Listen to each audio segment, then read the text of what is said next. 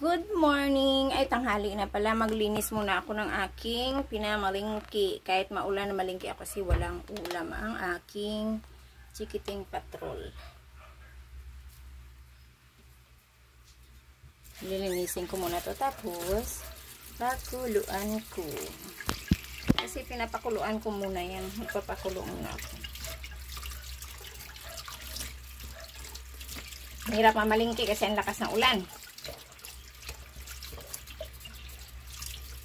Pakuluan ko muna to tapos ilagay sa ref. Para pagluto nila, madali na lang.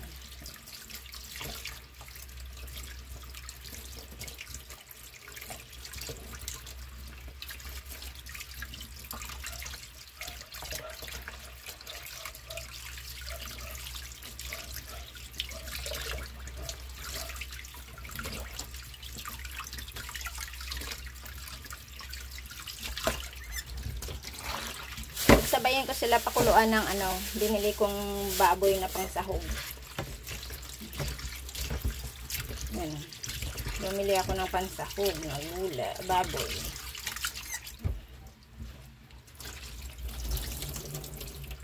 Ito lang 100 na. Ba? Pagsabayan ko silang pakuluan.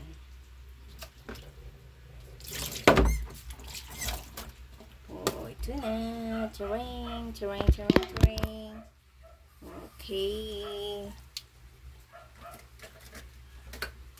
Pakulo ko. Sabayan ko na siya ng asin.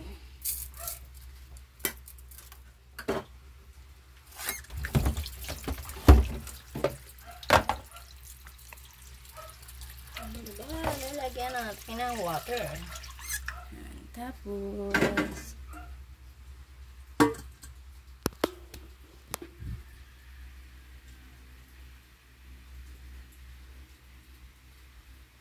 yun, salang na natin siya. Baliktad ang aking camera. Yan, salang na natin siya. Yan lang. Antayin na lang natin na lumambot yan para madali na pagluto natin. Diba?